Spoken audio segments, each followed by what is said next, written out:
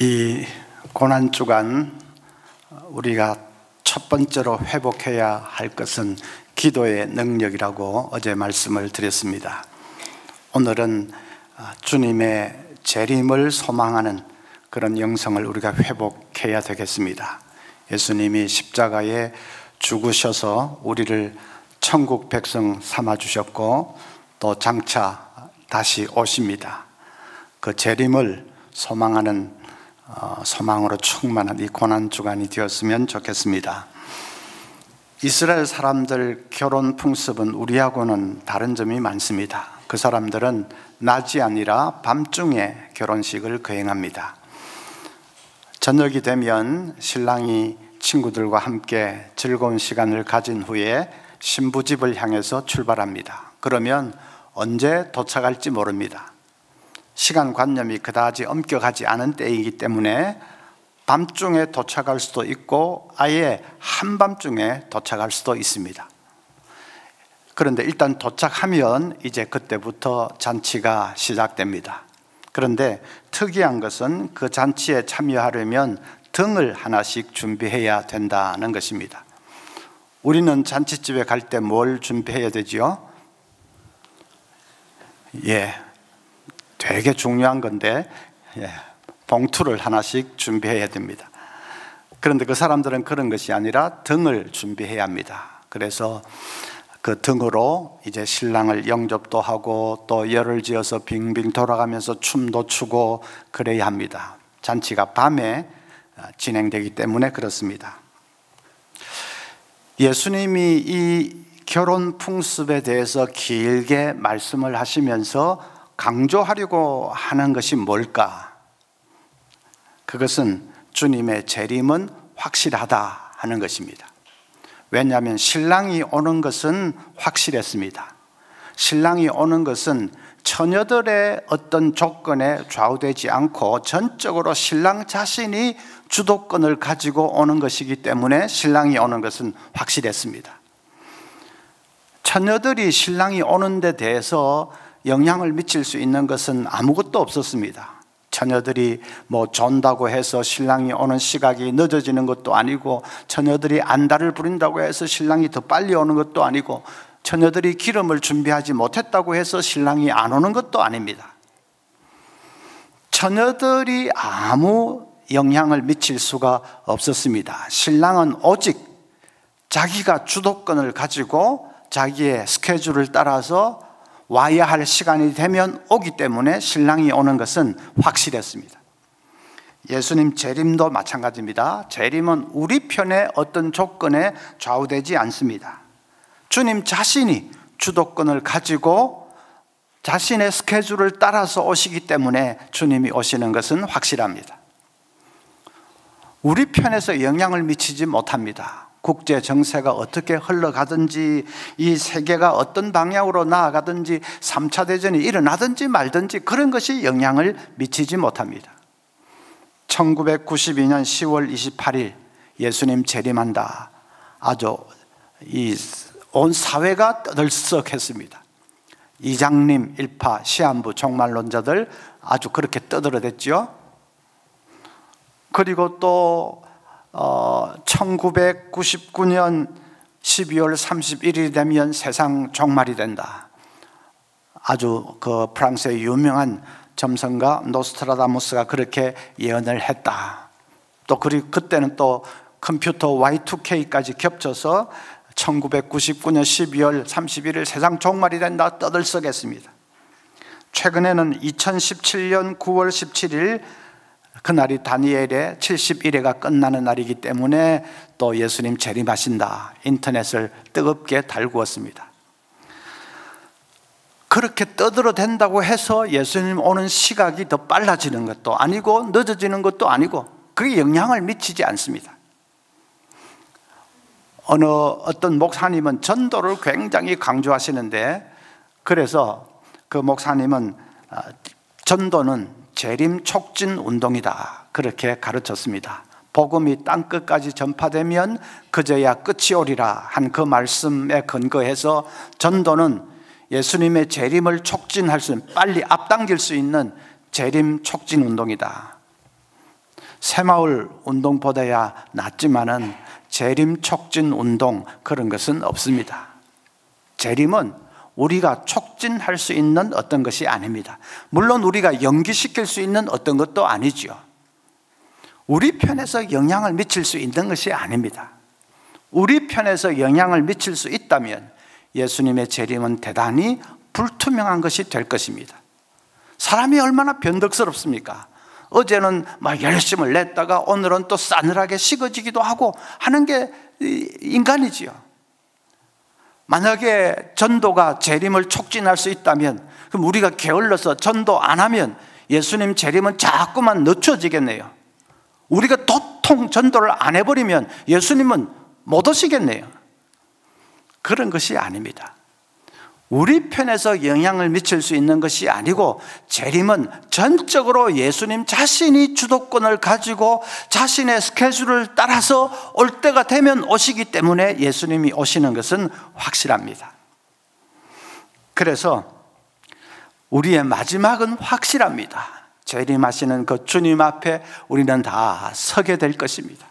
주님께서 잘했다 착하고 충성된 종아 축복하시고 우리를 안아주실 것입니다. 살아가면서 온갖 우여곡절 겪을 수가 있고 어려움도 당할 수가 있고 온갖 풍파를 만날 수도 있지만은 그런데 마지막은 확실합니다. 주님 앞에 서서 영광의 면류관을 받아쓰게 될 것입니다. 예, 아멘 하려면 좀 크게 하십시오. 아이들 놀이동산에 재밌는 거 많은데 제일 짜릿짜릿한 거는 청룡열차 맞지? 청룡열차 째깍 올라가서 제일 꼭대기 딱 갔다 싶으면 쏜살같이 내리꽂기를 시작합니다. 그건 엄청나게 겁나지요. 어떤 사람 오줌도 찔끔찔끔 쌀지 모릅니다. 그래서 전부 막 나 죽는다고 비명을 질러대는데 근데 자세히 보면 비명을 지르기는 지르는데 으아 하는데 막 이렇게 으아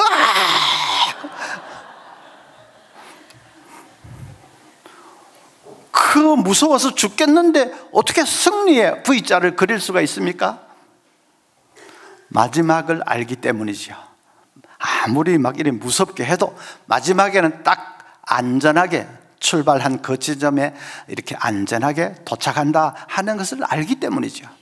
인간인지라 막 땅으로 그냥 치달을 때는 겁이 나고 막 그래서 비명은 지르지만은 그건 절망의 비명은 아니고 완전히 막 무슨 절망의 비명은 아니고 승리의 V자를 그리는 그 비명, 그럴 수 있는 것은 마지막에 안전하게 도착한다 하는 마지막을 알기 때문이죠. 마찬가지입니다. 우리도 마지막을 분명히 아는 사람들, 이 땅을 살면서 어려움도 당할 수도 있고 시련도 당할 수도 있고 하지만은 별의별 시련과 그 풍파를 만날 수도 있지만은 마지막에는 내가 이긴다. 마지막에는 재림의 주님 앞에 서서 승리의 영광의 면류관을 받았을 것이다 하는 것을 알기 때문에 우리도 때로는 참 슬픔의 눈물을 흘리면서도 그래도 승리의 V자를 그릴 줄 아는 사람인 것을 믿습니다. 자, 그런데 이제 조금 더 자세히 보겠습니다. 이 비유를 보면 신랑이 올 때 누가 졸며 잤다고 했습니까? 예. 혹시 실수할 수도 있으니까 그냥 구실렁구실렁 하는 것도 좋은 작전입니다. 예. 이 미련한 처녀들 그렇게 대답을 많이 하는데 아닙니다. 5절에 보면 다 졸며 잘세 했습니다. 다 잤습니다. 미련한 처녀들은 물론 잤고 슬기로운 처녀들도 잤습니다. 그런데 이상한 것은 신랑이 와서 그들이 잔 것에 대해서 책망하지 않은 것입니다. 신랑이 너희들 나를 기다리면서 깨어 있어야지 왜 졸며 잤느냐 책망할 만한데 책망을 하지 않았습니다. 그것은 신랑은 처녀들에게는 휴식도 필요하다는 것을 안다는 뜻입니다. 그냥 신랑을 기다린다고 해서 눈을 벌겋게 해서 밤샘을 꼭 해야 되는 건 아닙니다. 잠시 눈을 붙이고 있다가 신랑이 왔다 하면 벌떡 일어나서 영접하면 됩니다. 마찬가지입니다. 우리가 재림을 사모한다고 해서 늘 이 예배당에 모여서 예배만 드리고 어디 기도원에 들어가서 기도만 하고 늘 재림을 사모하니까 막 하늘만 쳐다보면서 살아야 된다, 그런 것은 아닙니다. 이상한 구름이 하나 떠도 아이고 주님 오시는가 늘 그러면서 살아야 되는 것은 아닙니다. 학생은 공부도 열심히 해야 되고, 직장인은 돈도 열심히 벌어야 되고, 또 주부들 가정을 돌보는 분들은 열심히 돌봐야 합니다.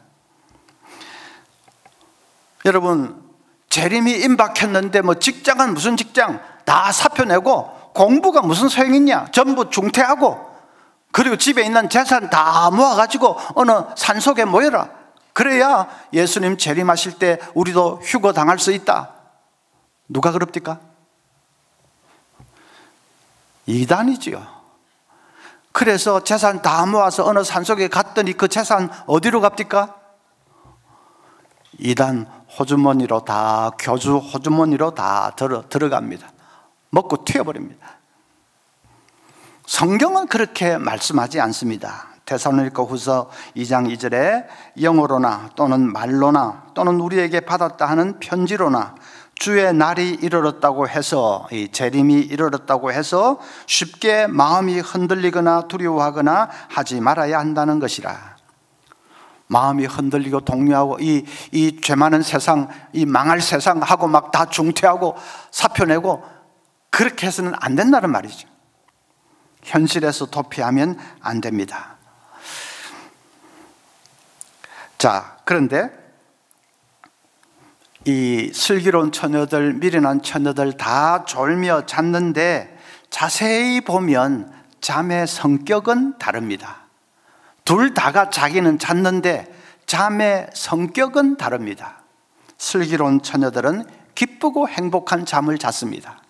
신랑이 오면 그때부터 얼마나 즐거운 시간이 될 건가, 아주 신나는 잔치가 시작되겠지, 그 생각을 하면서 이 슬기로운 처녀들은 기쁨에 잠을 잤습니다. 조금 눈을 붙이고 있다 신랑이 왔다 하면 벌떡 일어나서 영접하면 되니까요. 그래서 기쁘고 행복한 잠을 잤습니다. 그런데 미련한 처녀들은 다릅니다. 미련한 처녀들은 아주 지루하고 따분한 잠을 잤습니다. 왜냐하면 그들은 신랑이 진짜로 올 것인가에 대한 그들에게는 확신이 없었습니다. 기름을 준비하지 않은 것을 보면 그것을 알 수 있습니다. 신랑이 진짜로 온다는 데 대해서 확신이 있었다면 어떻게 기름을 챙겨볼 생각을 안 했겠습니까? 기름이 충분할까? 신랑은 오기는 분명히 오는데 그건 조금 늦어질 수는 있는데 내 기름 이걸로 충분할까? 어떻게 그런 생각을 안 했겠습니까? 기름을 챙겨볼 생각을 안 했다는 말은 그들에게는 신랑이 반드시 온다는 데 대한 확신이 없었다는 뜻입니다. 확신이 없이 기다리려고 하니까 그것처럼 지루하고 따분한 것이 없습니다.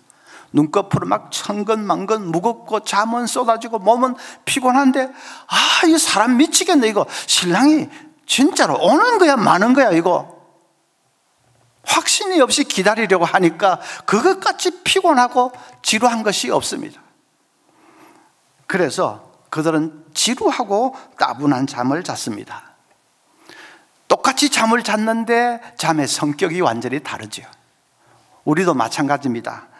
똑같이 직장 생활을 해도 재림을 믿는 우리 크리스찬 직장인들과 그런 거 알지 못하는 불신자들 직장 생활은 완전히 다릅니다. 우리 크리스찬 직장인들은 직장에 가서 일하는 하루하루가 그저 기쁘고 행복합니다.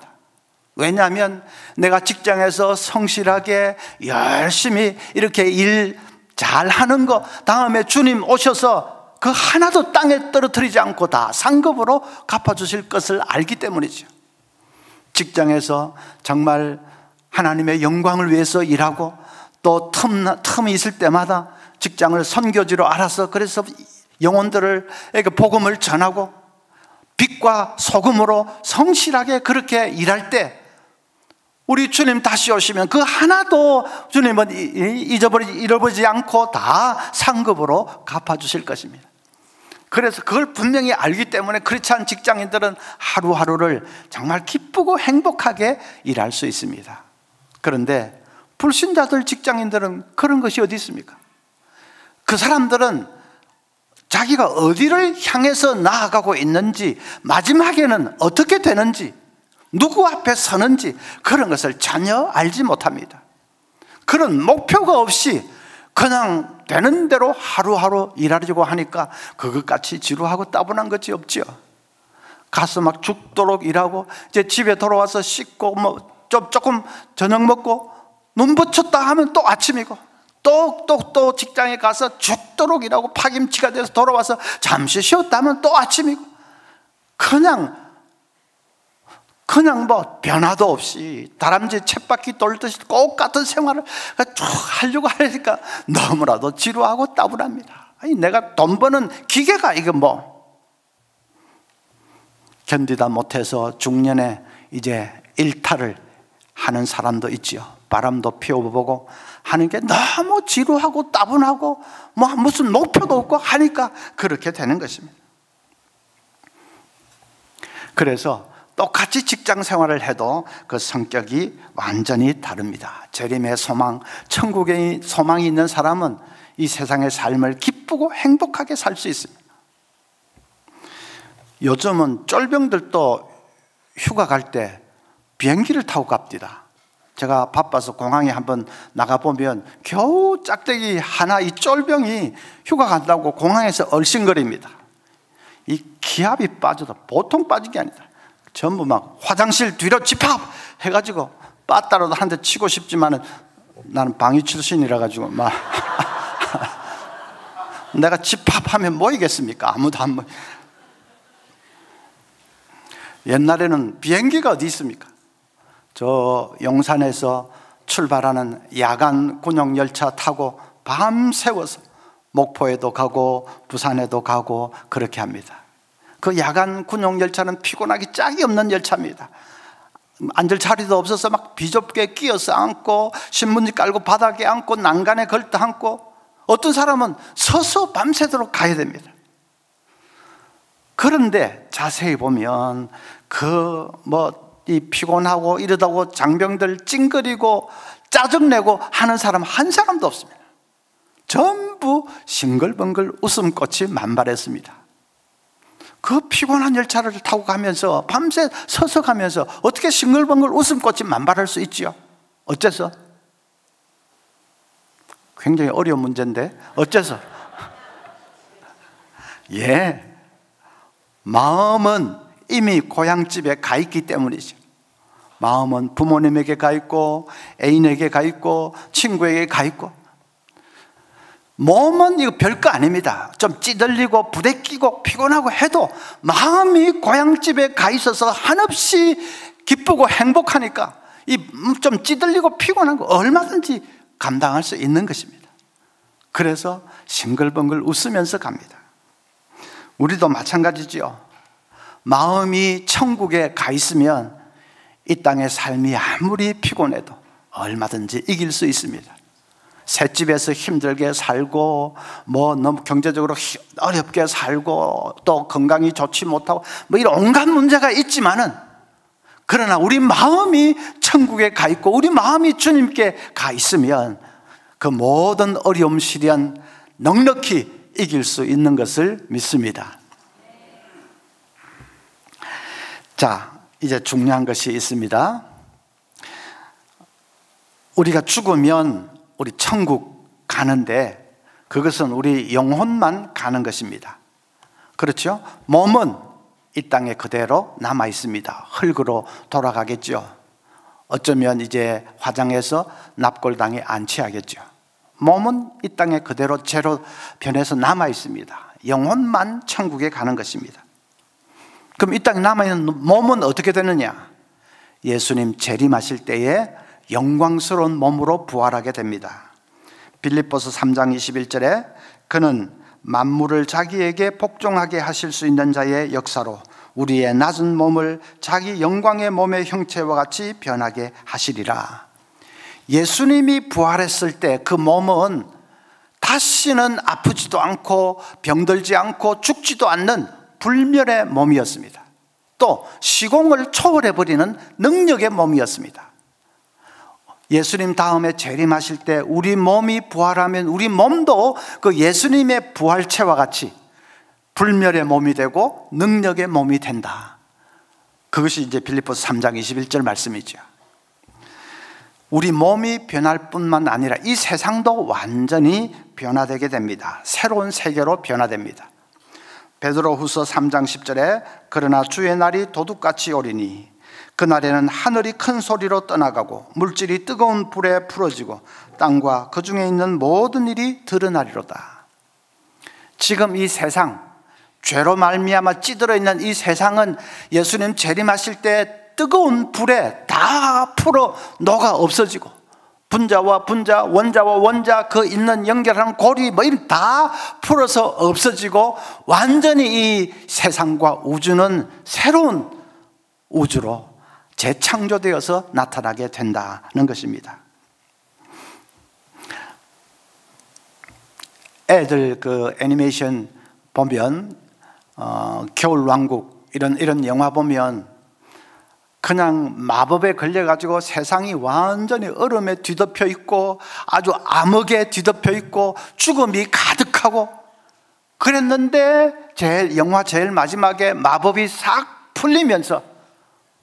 풀리면서 어떻게 됩니까? 그냥 얼음이 다 물러가고 그냥 꽃이 피고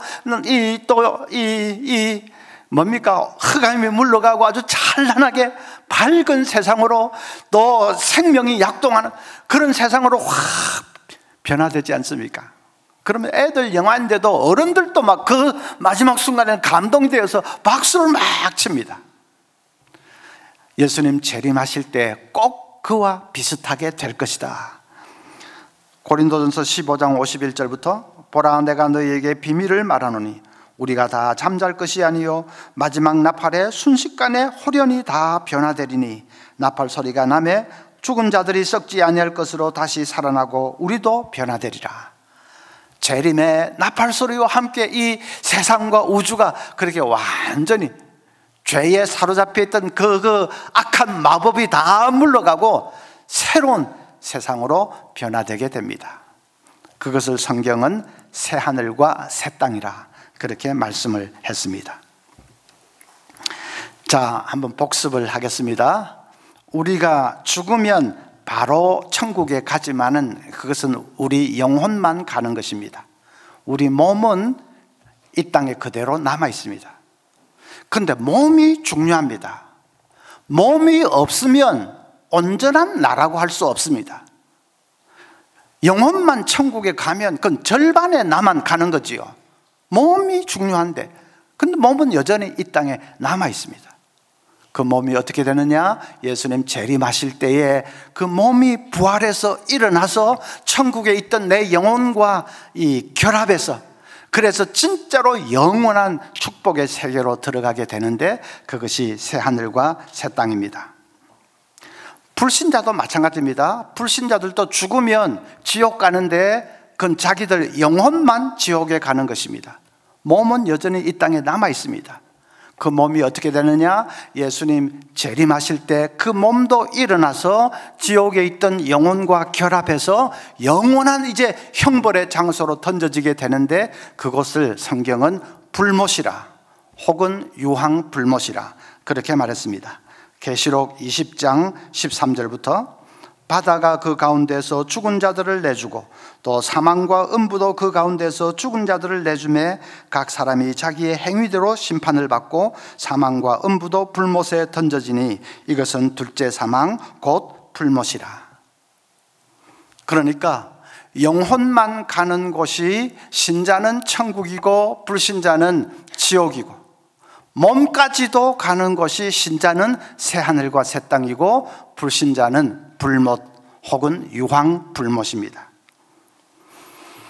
자, 그렇게 보면 우리가 천국의 복을 최고의 복으로 여기는데 그러나 그 천국의 복은 새하늘 새 땅에서 우리가 누릴 복에 비하면 그건 새발의 피입니다. 우선에 천국은 우리 절반만 간다니까요. 온전한 나가 가는 것이 아니고 우리 절반만 갑니다. 그러나 새하늘 새 땅에서는 이제 온전한 나로 회복이 되어서 영원한 삶을 사는 거죠. 그리고 천국에 머무르는 기간은 한시적입니다.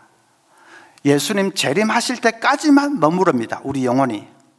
만약에 10년 후에 예수님 재림하시는데 내가 지금 죽는다, 그러면 내 영혼은 10년 동안만 천국에 있는 것입니다. 예수님이 100년 후에 재림하시면 우리 영혼은 100년 동안만 천국에 있는 것입니다. 한시적이죠.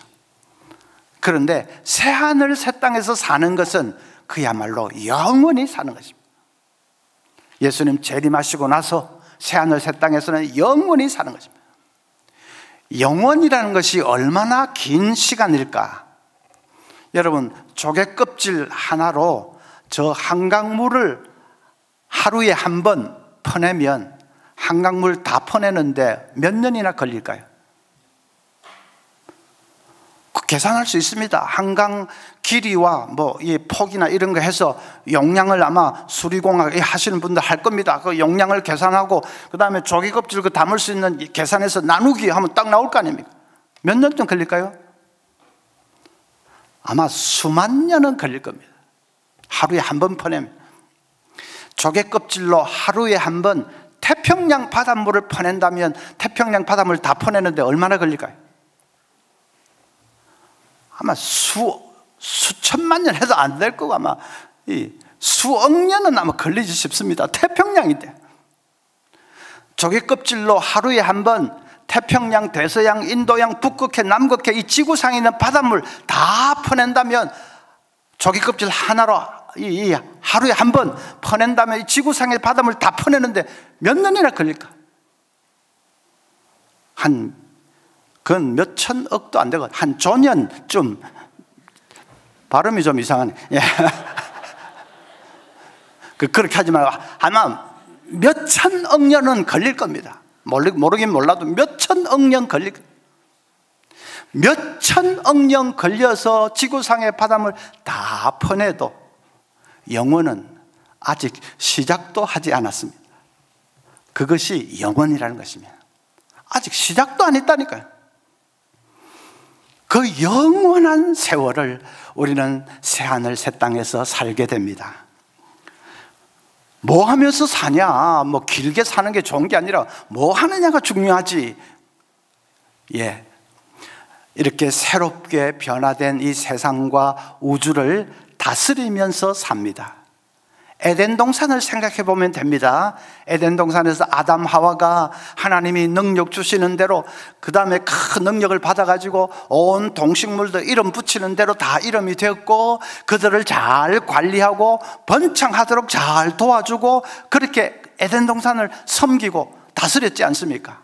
아담 하와는 진짜 행복했을 겁니다. 죄만 안 지었으면 에덴 동산에서 영원히 사는 건데, 그러면 죄 지어서 이제 쫓겨나기는 쫓겨났죠. 그런데 우리가 예수님 재림하시고 새하늘 새 땅이 이루어지면 거기서 사는 것은 이제 에덴 동산의 그 삶을 회복한다고 보면 됩니다. 신락원이 이제 복락원이 되는 겁니다. 그래서 이 별들과 행성들을 다스리면서 살게 됩니다. 누가복음 19장 17절 보면, 주인이 이르되 잘하였도다 착한 종이여, 내가 지극히 작은 것에 충성하였으니 10골 권세를 차지하라.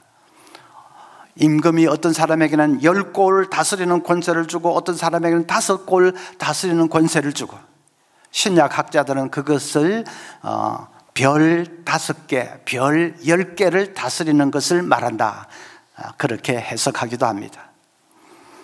그래서 장차 이 행성들과 별들을 우리가 다스리면서 살게 될 것입니다. 그 모든 피조물들이 하나님이 이제 재창조하신 그 모든 세계가 번창하고 조화롭게 잘 성장하고 할 수 있도록 우리는 그 모든 것을 다스리면서 사는데, 그것을 성경에는 왕노릇하는 것이다, 주님과 함께 왕노릇할 것이다, 그렇게 말씀을 했습니다. 결국은 일한다는 말인데, 아유, 나는 지금 이 땅에서도 일하는 거 지겨워 죽겠는데 앞으로 주님 오시고 새하늘 새 땅에서 또 일해야 되냐, 싫다 하는 분이 계실 겁니다. 지금 우리가 일하는 것은 이 죄로 말미암은 하나의 저주의 결과죠. 그래서 이마에 땀이 흘려야 되고 가시와 엉겅퀴가 나고, 그런 지금의 이 노동은 그런 거지만은 새하늘 새 땅에서 하는 일은 다릅니다. 그때는 정말 하나님의 영광을 위해서 하나님이 우리에게 부여하신 그 창조성과 능력과 이걸 총동원해서 모든 별과 행성들을 다스리고 번창할 수 있도록, 조화롭게 그렇게 변화될 수 있도록 우리는 정말 신바람 나게 일하게 될 것입니다.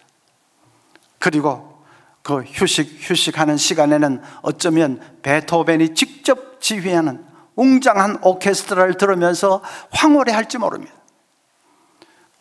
베토벤이 구원받은 사람이라면 새하늘 새 땅이 분명히 있겠지요. 또 그때는 우리의 예술성과 창의성과 이런 것도 완벽하게, 미적인 감각도 완벽하게 부활하기 때문에, 그래서 베토벤이 직접 지휘하는 그 교향곡을 들으면서 정말 황홀해할지 모릅니다. 좀 감이 확실하게 오도록 말씀을 드리죠. 골프 좋아하는 분들 계시죠? 천국에 골프가 있을까 없을까?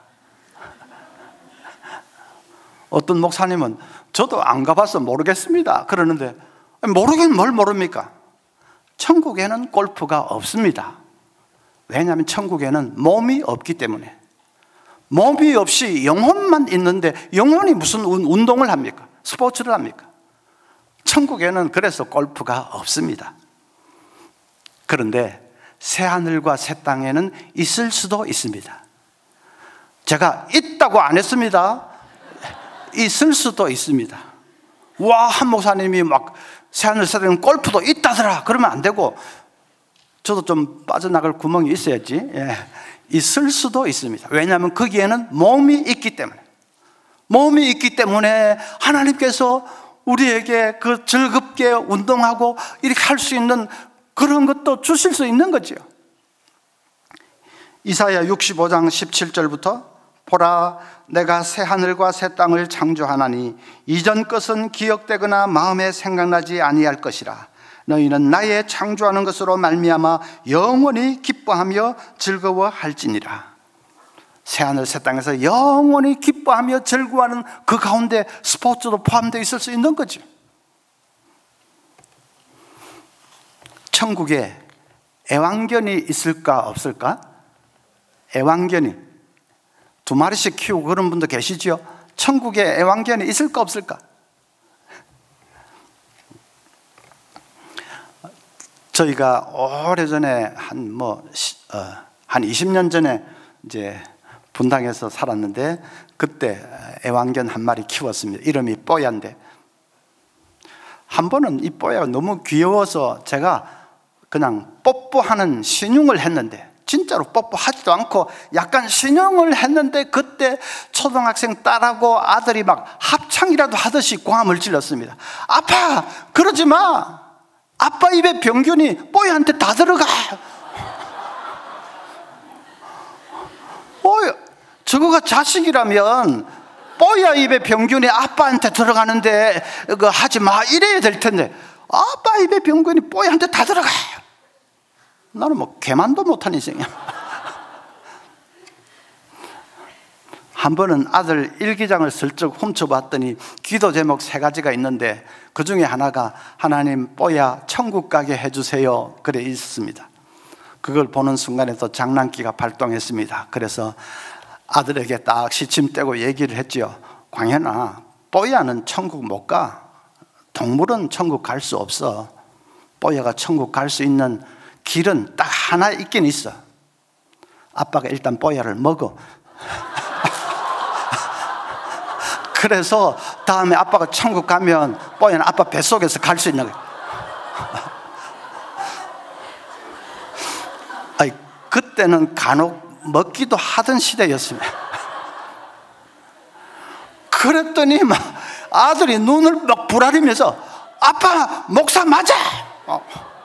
와, 농담 한번 했다가 목사 모가지 떨어질 뻔했어요. 애완견은 천국에 없습니다. 왜냐하면 동물은 영혼이 없기 때문에. 천국에는 영혼만 가는데 동물은 영혼이 없기 때문에 애완견은 천국에 없습니다. 그런데 새하늘 새 땅에는 있을 수도 있습니다.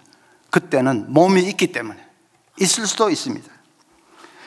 이사야 11장 6절부터 그때에 이리가 어린 양과 함께 살며 표범이 어린 염소와 함께 누우며 송아지와 어린 사자와 살찐 짐승이 함께 있어 어린 아기에게 끌리며 암소와 곰이 함께 먹으며 그것들의 새끼가 함께 엎드리며 사자가 소처럼 풀을 먹을 것이며 젖 먹는 아기가 독사의 구멍에서 장난하며 젖된 어린 아기가 독사의 굴에 손을 넣을 것이라.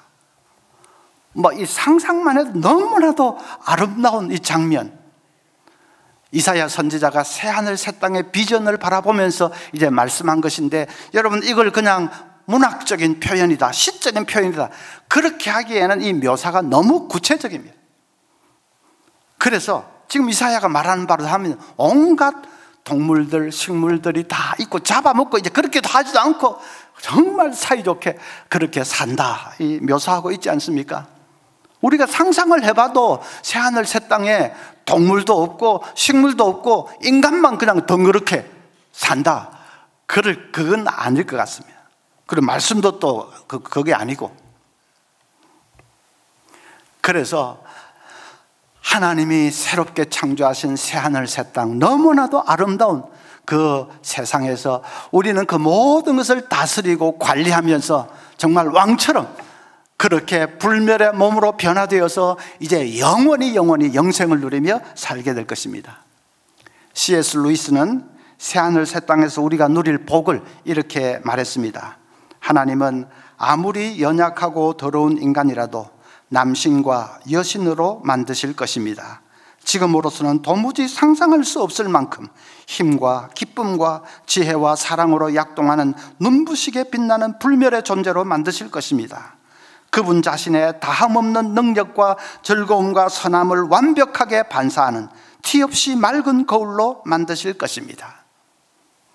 새하늘 새 땅에서 우리는 남신과 여신처럼 될 것입니다. 하나님의 영광과 그 거룩하심을 그냥 그대로 티 하나 없이 반사하는 맑은 거울처럼 그렇게 변화되게 될 것입니다. 예수님은 그것을 한마디로 딱 줄여서 이렇게 말씀했습니다. 마태복음 13장 43절에 그때의 의인들은 자기 아버지 나라에서 해와 같이 빛나리라. 자, 여기까지 말씀 들으면 어떤 분들은 아마 좀 이렇게 갈등이 생길 겁니다. 그럼 앞으로는 천국에서 영원히 산다라고 말하면 안 되나? 천국에서 영원히 산다고 하면 틀린 건가? 그런 의문이 생기시죠. 틀렸다고 할 필요는 없습니다. 천국에서 영원히 산다고 해도 됩니다. 왜냐하면 구원받아서 이제 내가 죽어서 영혼이 천국에 들어간 사람은 다음에 몸도 새하늘 새 땅에 들어가는 것은 자동적으로 이루어지기 때문입니다.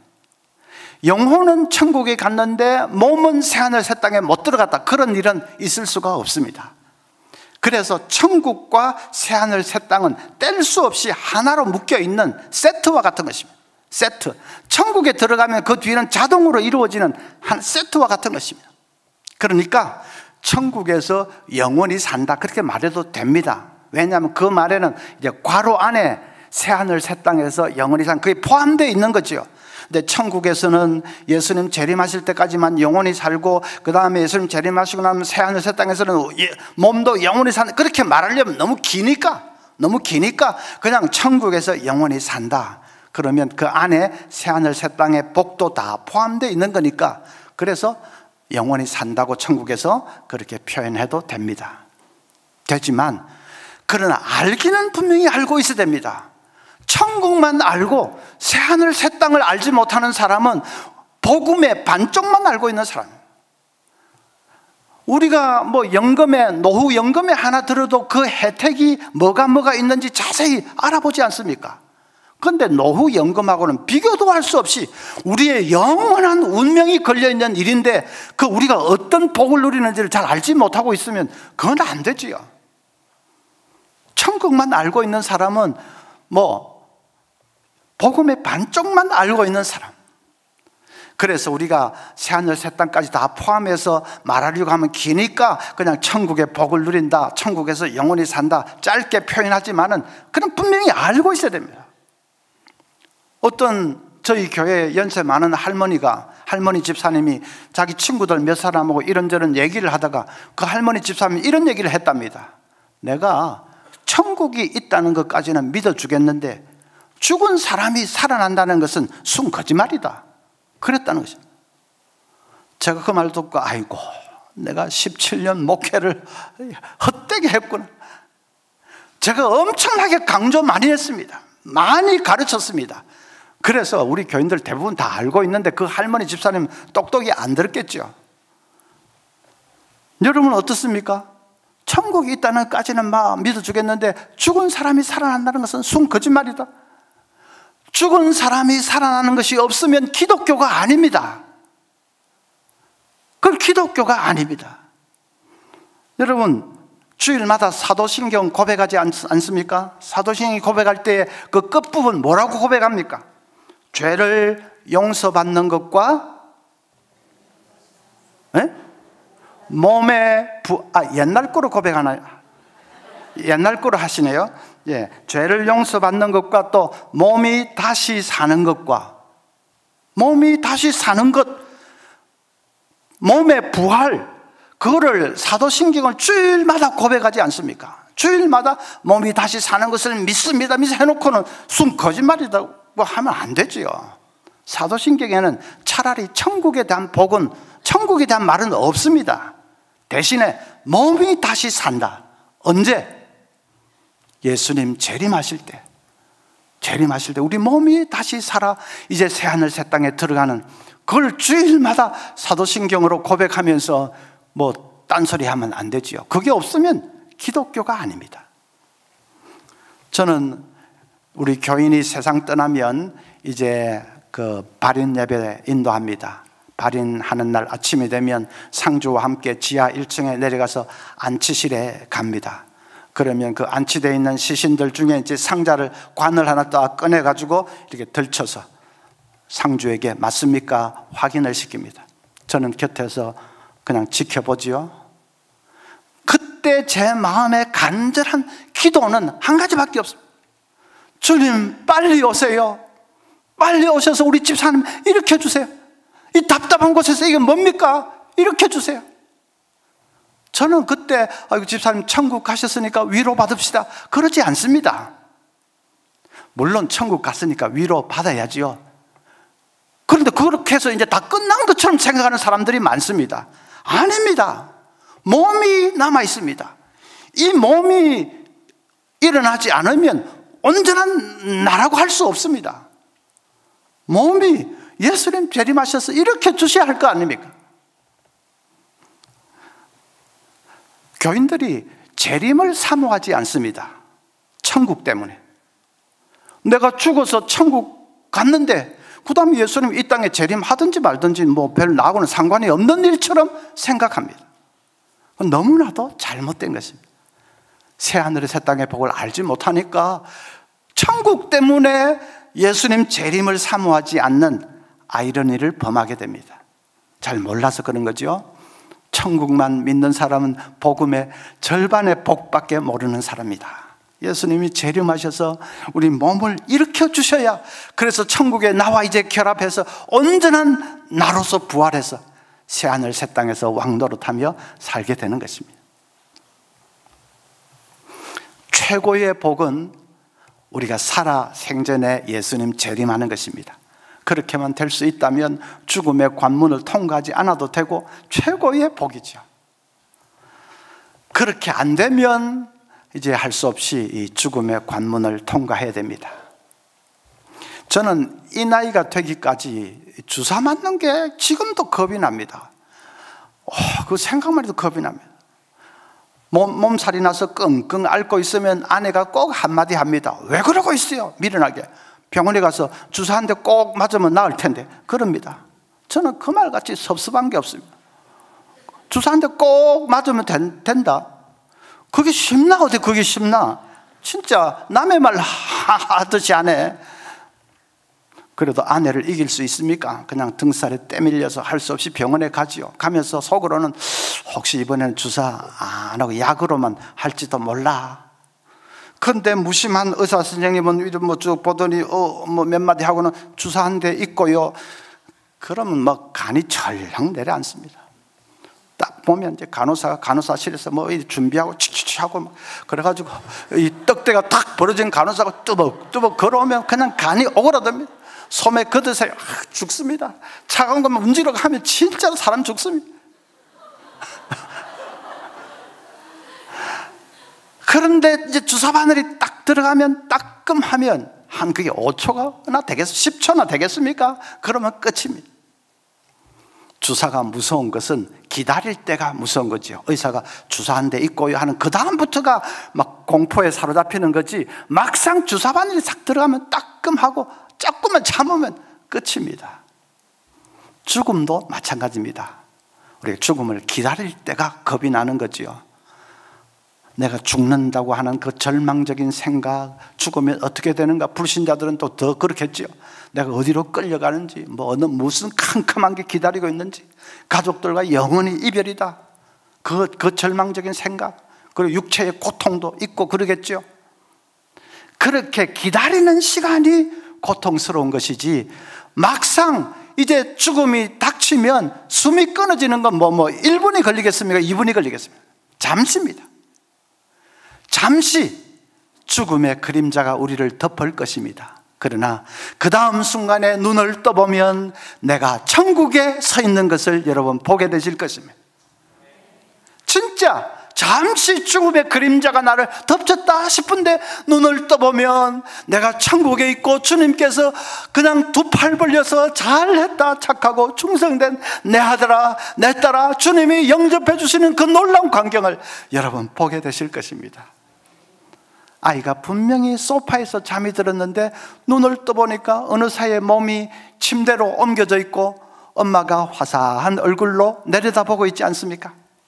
마찬가지로 잠시 내가 죽음의 그림자가 덮었다 싶은데 눈을 떠보면 어느 사이에 천국으로 옮겨져 있고 주님께서 우리에게 영광의 면류관을 씌워주시는 것을 여러분 목격하게 될 것입니다.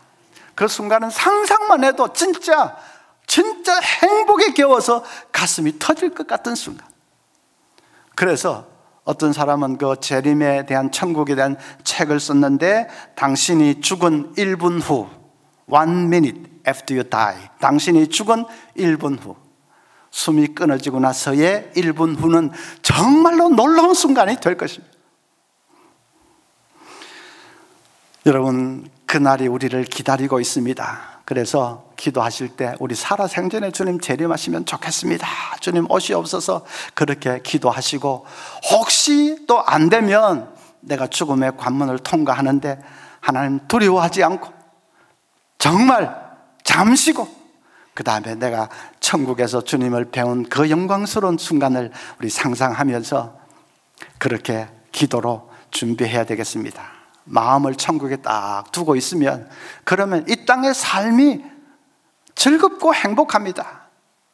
똑같이 직장 생활 하지만은 완전히 성격이 다르다고 했지 않습니까? 이 땅의 삶을 소풍처럼 그렇게 살 수 있습니다. 그리고 이제 우리의 마지막에는 주님 앞에 서서 영광의 면류관을 받았을 것입니다. 그 소망이 분명하면 절대로 흔들리지 않습니다. 좀 인간인지라 어려운 일을 당하면 눈물은 나지만은 그래도 우리는 승리의 V자를 그릴 수 있습니다. 천국 소망이 분명하기 때문에. 저는 사무실은 이제 강동구에 있습니다. 그리고 교회는 이제 이사는 왕십리 쪽으로 가고 사무실 강동구에 있는데, 혹시 그 근방에 다녀갈 일이 있으면 여러분 연락하시면 좀 쓴 커피라도 한 잔 대접할지 누가 합니까? 예, 그렇게 만날 일이 있으면 인사하고, 이틀 동안 말씀으로 같이 나누었는데 인사하고 지내면 좋겠고, 혹시 이 땅에서 만나지 못하면 여러분 천국에서 다 만날 수 있기를 간절히 소원합니다. 한 사람도 낙오하지 마시고 다 천국에서, 그리고 새하늘 새 땅에서 영원한 복을 함께 누리며, 아이고 2024년 고난주간 이 특별 집회 이틀 동안 오셔서 말씀 전해 주시죠. 그 즐거운 추억을 나누며 영생의 복을 함께 누리는 우리 은혜 샘물교회 성도님들 되시기를 바랍니다. 기도하겠습니다. 하나님 아버지, 이 고난주간 고난의 십자가를 지고 가심으로 대속을 완성하셨고 우리를 천국 백성으로 삼아주신 하나님 감사합니다. 우리에게 새하늘 새 땅에 영원한 복을 안겨주시는 하나님 아버지 감사합니다. 우리 마지막을 확실히 알고 그 마지막을 바라보는 소망 가운데 이 땅의 삶을 즐겁고 기쁜 소풍처럼 살게 해 주시옵소서. 또 빨리빨리 지나가는 세월에 맡겨주신 복음 전도의 사명을 열심히 감당하며 살 수 있도록 도와주시옵소서. 이 종말 신앙, 천국의 신앙 때문에 남은 삶을 승리하며 또 능력의 삶으로 살아드리는 온 성도들 되게 해 주시옵소서. 예수님의 이름으로 기도하옵나이다. 아멘.